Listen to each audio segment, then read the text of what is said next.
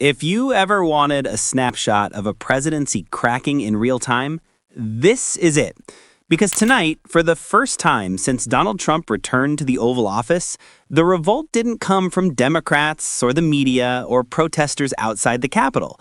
It came from inside his own party, inside the House Republican leadership, behind closed doors in a meeting that was supposed to be routine, supposed to be controlled, supposed to be one of those everyone nods and falls in line gatherings. Except this time, they didn't. And that alone tells you something seismic just shifted. But it's what they pushed back on that turns this into something entirely different than the usual political infighting. Trump's legal shield strategy. The strategy he's used for months to shut down inquiries, block subpoenas, steamroll oversight, and claim near total executive protection. Tonight, that facade shattered. Okay, hold on, because here's the part they absolutely did not want getting out. Multiple House leaders confronted the president directly, accusing him of putting them at legal risk by forcing them to defend a shield they privately believe can't hold. And that's not speculation. That's confirmed by people in the room. They didn't challenge his policies, they didn't challenge his messaging, they challenged his immunity claims, the very foundation of his authority, the thing he's leaned on more than anything else since taking office again. You're not going to believe this, but one senior Republican actually said the quiet part out loud. This exposes all of us. And that's when the energy in the room flipped. Because once you have the courage or desperation to say something like that to Trump's face, it means the fear of him is collapsing faster than the protection he's trying to hang on to. Okay, hold on. Let's be clear. Here's the part that really matters. And yeah, this is wild, because the White House wasn't prepared for this.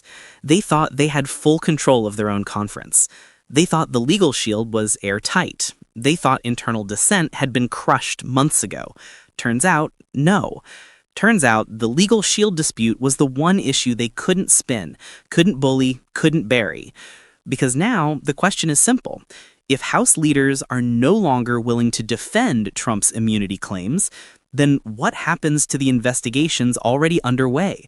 What happens to the subpoena fights? What happens to the committee inquiries Trump blocked using executive protection arguments that his own leadership now thinks are flawed? And what happens when the president realizes his own party is no longer willing to stand between him and legal exposure?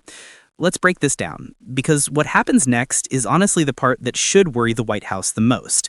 When House leaders break publicly, that's a scandal. When they break privately, that's a warning shot. But when they break on a legal shield, that's a sign the system around the president is starting to fracture. And remember, this wasn't Democrats pushing back. This was his own leadership, his own allies, his own firewall, the people he counted on to protect him. So the real question tonight isn't whether this dispute matters. It's how far this revolt spreads, how quickly, and what it means for a presidency that just hours ago looked untouchable. And here's the twist nobody saw coming. This firestorm wasn't triggered by a leak or a scandal or an indictment. It was triggered by fear from the people closest to him. And that's why this story is just getting started. And the thing you have to understand right now is that this wasn't just a disagreement over legal language or some technical debate about executive power. This was a direct challenge to the core argument Trump has used to avoid accountability since the day he returned to office. His entire governing posture has depended on creating the impression that the presidency grants him nearly unlimited immunity. Immunity from oversight, immunity from investigation, immunity from consequences. So when the same House leaders who have defended him relentlessly for months suddenly refuse to stand behind that strategy, it's not just an internal disagreement, it's a political earthquake. Because if the people who are supposed to protect you no longer believe your protection exists, then it doesn't matter how loudly you insist that it does. Here's the part they're already trying to spin, but it won't work. This wasn't a measured, polite conversation. According to two sources familiar with the meeting, voices were raised, papers slammed on the table. One member even said Trump crossed a line when he ordered them, yes, ordered them to publicly defend his legal shield in the wake of the latest filings. And again, this isn't coming from people who have ever shown the slightest willingness to stand up to him. These are some of the most loyal Republican leaders in the chamber, the ones who have taken political hits for him, defended him on TV, attacked his critics on command. For them to push back, something far more serious must be happening behind the scenes. And if history tells us anything, it's that when Trump's allies begin to fear they're legally exposed, loyalty evaporates fast. Okay, so let's break down what the legal shield dispute actually is, because this part matters more than the White House wants you to know. Trump has been relying on what his attorneys call a broad executive protection framework, designed to block congressional inquiries and freeze multiple oversight efforts. In practice, it's a strategy that asserts the president cannot be compelled to comply with subpoenas related to his conduct, cannot be forced to disclose internal communications, and cannot be questioned by investigators about any decisions he claims were made in the interest of national security. That phrase has been doing a whole lot of heavy lifting over the past few months. But now House leaders are warning that this shield is becoming impossible to defend. Why? Because the latest legal brief filed, yes, that late-night filing you saw being discussed across cable news, reveals something stunning. The White House applied the legal shield not only to Trump's official actions, but to decisions that several members of Congress privately believe fall far outside presidential authority. When lawmakers realized that defending Trump's shield would require them to argue that even questionable or potentially unlawful decisions were covered under executive protection, that's when the internal panic began. And here's where it gets even more surreal. One leadership aide said the fear wasn't simply political blowback, it was personal legal risk. Because if they publicly defend something that later collapses in court, they could be implicated in helping shield actions that investigators might classify as abuses of power. You can almost hear the sound of staffers pulling up potential liability memos on their phones under the table. And if you think that reaction is extreme, remember the pattern. Trump has a long history of demanding absolute loyalty until the moment someone becomes inconvenient, at which point he distances himself immediately. His allies know this. They've watched it happen. Some have lived it. So when the president tells them to go in front of microphones and insist he's legally untouchable, while they privately know that shield might be falling apart, they're not just worried about political embarrassment. They're worried about being thrown under the bus the moment the legal ground shifts. And judging by the tone in that room, it's already shifting. But here's the twist. The White House didn't expect any of this. They believed the internal pressure campaign had worked. They believed the leadership had been sufficiently whipped into alignment. They believed nobody in their own party would dare challenge Trump on the one issue he's been the most aggressively defensive about, his legal vulnerability. And the timing couldn't be worse for them, because just hours before this internal revolt, the administration received word that two committees were preparing to revive inquiries they had shelved under the assumption Trump's legal shield made them politically pointless. Now that assumption is collapsing, and those inquiries may come roaring back. And here's where the story turns from a political headache into a full-blown crisis. The revolt didn't end when the meeting adjourned. Reports began circulating almost immediately. Someone in the room started leaking details, exact quotes, specific exchanges, the emotional temperature of the confrontation. The fact that these leaks happened so quickly tells you everything. Someone wanted the public to know this happened. Someone wanted to signal that this wasn't just internal tension, it was a warning. And if there's one thing that terrifies any White House, it's a revolt that comes with receipts. But stay with me, because it gets stranger. When White House press staff were asked about the meeting less than an hour later, they didn't deny the confrontation, they didn't downplay the disagreement, they didn't even claim everything was fine. They said, and I quote, "The president expects full unity from House leadership on matters involving executive authority." This is as close as you get to a panic siren and political communication. What they're really saying is, the president is furious and you better fall in line. But the fact they're saying it out loud means they're afraid House leaders won't. Let's take a second to talk about why this particular kind of revolt matters so much. Historically, when a president faces internal pushback, it usually starts with policy differences, budget priorities, political strategy, legislative timing. But immunity, legal shielding, that's not just another issue. That's the structural foundation of whether a presidency can withstand scrutiny. If your own allies don't believe your shield will hold, the shield is already gone. And if the shield is gone, every closed-door decision he's made over the past year suddenly becomes vulnerable to inquiry. Every blocked subpoena suddenly becomes actionable. Every committee that backed down suddenly finds itself empowered again. And here's what's coming next, because yes, this is unfolding rapidly. The committees preparing inquiries are not fringe groups. They're major investigative bodies with subpoena authority and staff already familiar with Trump's legal tactics. They've been waiting. They've been watching. And now that House leaders have signaled their unwillingness to defend the shield, these committees see an opening the White House can't easily close. Here's something else that hasn't hit the headlines yet, but will soon. Staffers in 2 leadership offices have reportedly begun drafting memos about the potential exposure lawmakers face if they continue defending Trump's disputed legal framework. Not in the political sense, in the legal sense. Nobody wants to be the one caught saying the president's actions were protected if a court later rules they weren't. And if House leaders think there's even a 5% chance the shield collapses, they're going to distance themselves fast. They already are. But that's not even the most shocking part. According to a source briefed after the meeting, at least one senior Republican suggested that if Trump refuses to modify his legal strategy, House leadership may reconsider its support for certain executive actions. Translation, this revolt could spill into governance. Executive authority could be challenged. Legislative cooperation could freeze. And once that kind of fracture begins, it spreads quickly. Because here's the truth they're all whispering behind the scenes. A president can survive bad polling, bad press, even bad policy outcomes. What he cannot survive is losing his own firewall. And tonight that firewall is cracking in real time. And here's the moment everything really flipped. Multiple House leaders, after that explosive confrontation, didn't just leave the meeting frustrated, they immediately began reaching out to committee chairs and legal advisors to ask what happens if they stop defending the president's shield entirely. Think about that. They weren't asking how to fix it. They weren't asking how to strengthen it. They were asking what the fallout looks like if they walk away from it altogether. That alone tells you this dispute isn't about messaging. It's about survival. And when Republicans start thinking about their own survival instead of Trump's protection, historically, things move fast. You can draw a straight line from that fear to what's happening right now behind closed doors in the Capitol. Okay, hold on. Let's be clear. Here's the part that really matters. And yeah, this is wild. Leadership lawyers have already drafted an analysis outlining the risks of continuing to support Trump's immunity framework.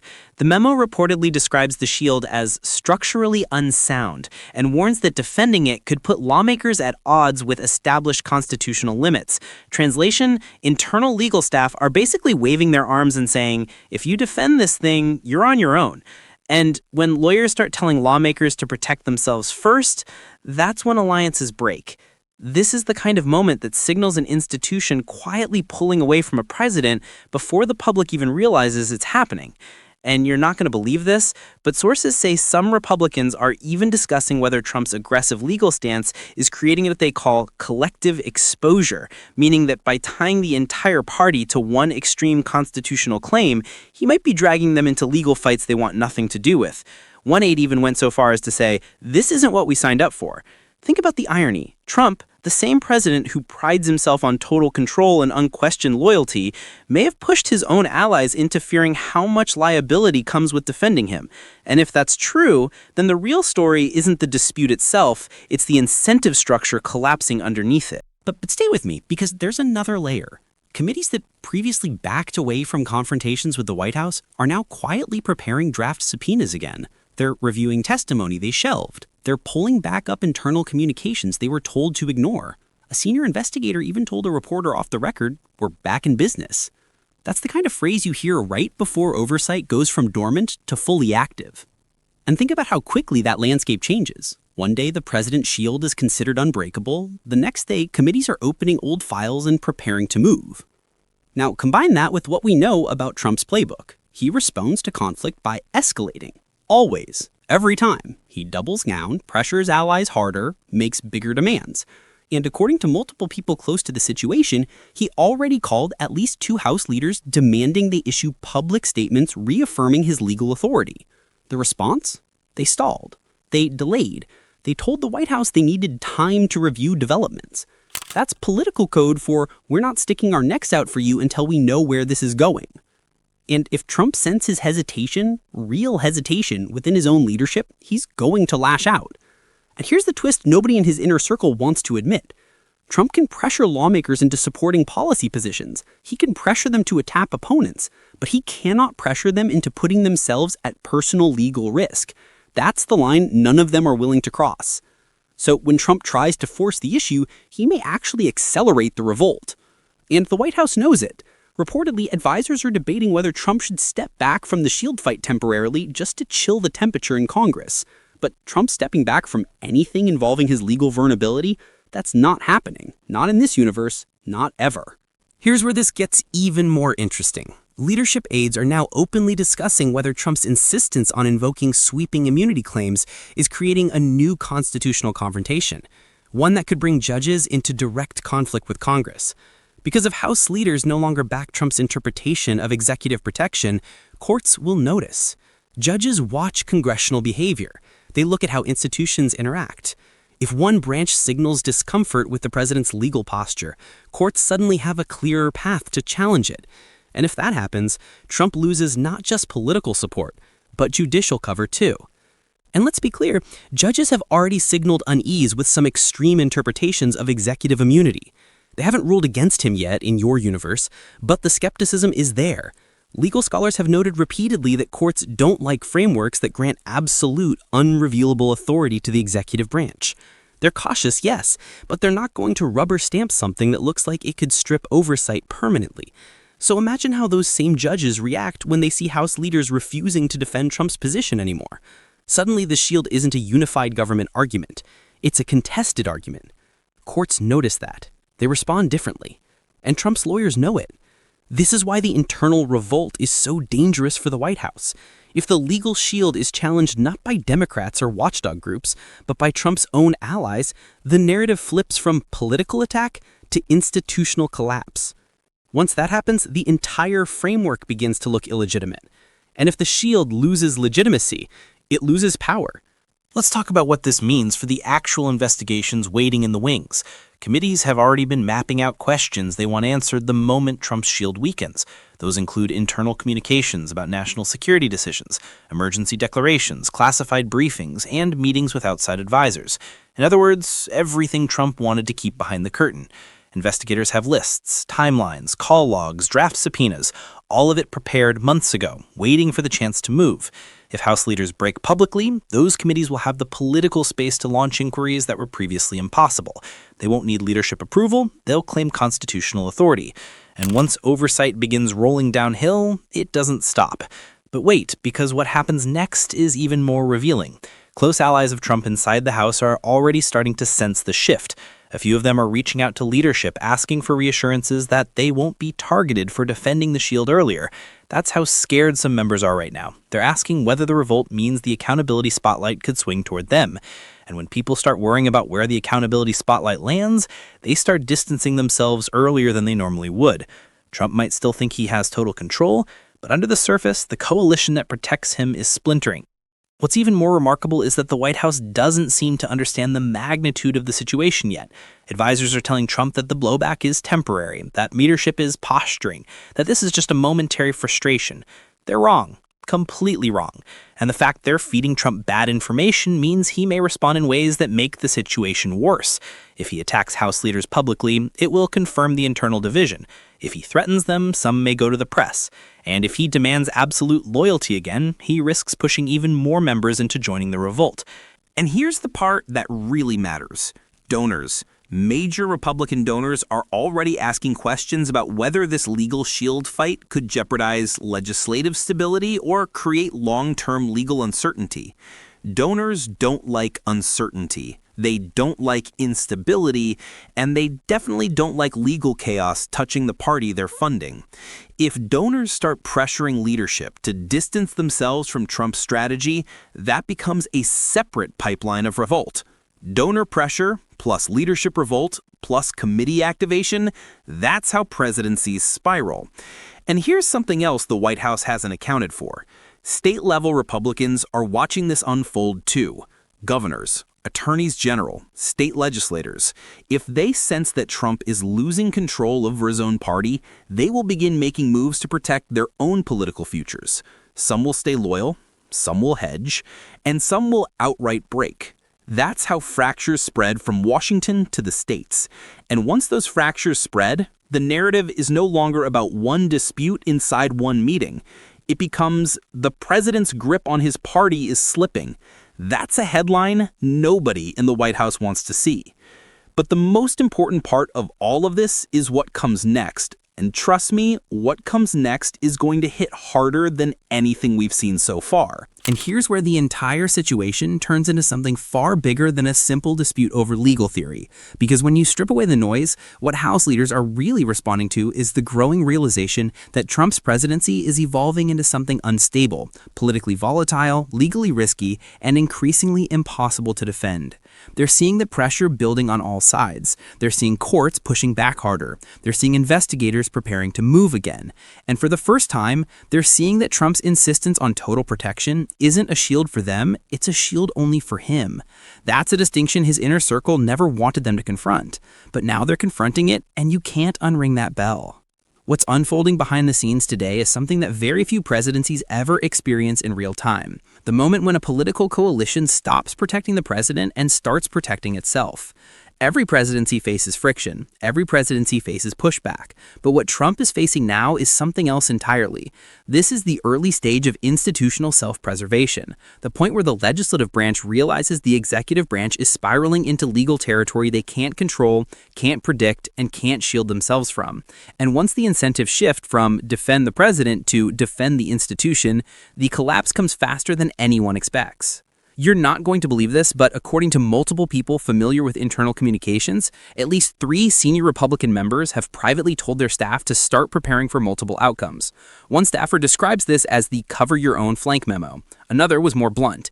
We need a contingency plan in case the shield falls apart. They're not talking about politics anymore. They're talking about legal survival. That's the last conversation any sitting president ever wants his own party to have. And let's be clear. Trump built his entire governing structure around the assumption that fear alone would keep everyone in line. Fear of him, fear of his base, fear of the political consequences of stepping out of line. That strategy works right up until the moment something bigger than political fear emerges. And that something bigger is the threat of legal exposure. If members start to believe the shield cannot protect them, they won't just retreat. They'll break.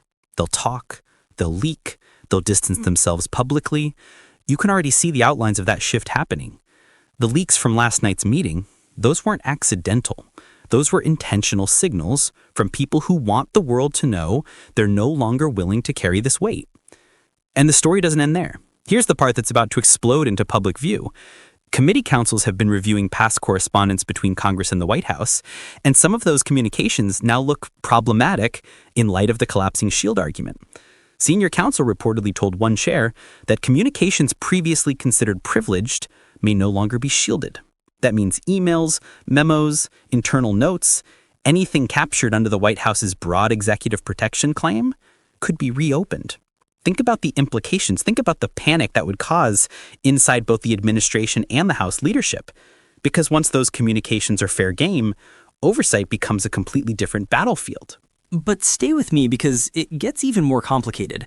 Several conservative legal figures outside the government have started signaling discomfort with Trump's approach too.